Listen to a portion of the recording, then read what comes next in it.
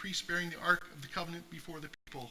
And as soon as those bearing the ark had come as far as the Jordan, and the feet of the priests bearing the ark were dipped in the brink of the water, the waters coming down from above stood and rose up in a heap very far away at Adam. And the people passed over opposite Jericho.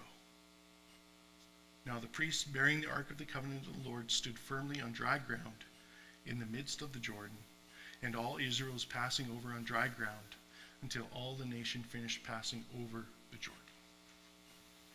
Not one was left behind. How many people were we talking about? 50? 100? A million. A million. How long do you think it would take them to cross over the Jordan of a million people? Couple days?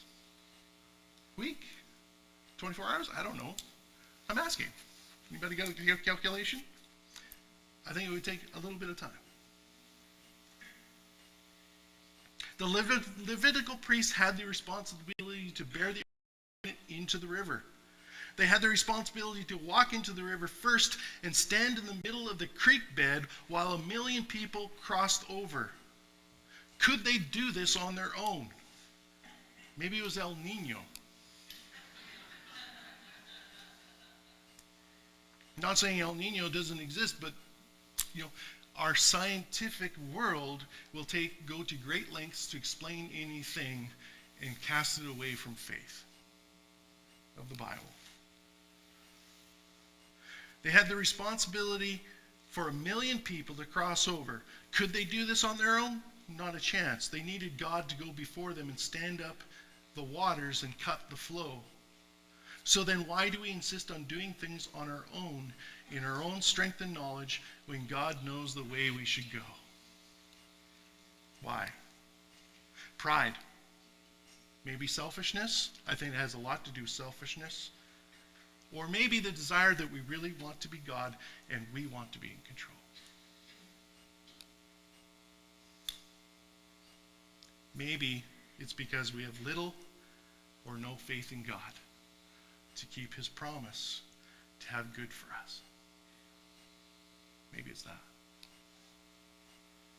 If the earth is all God's, Exodus 19:5, why do we limit him to such a small space in our lives?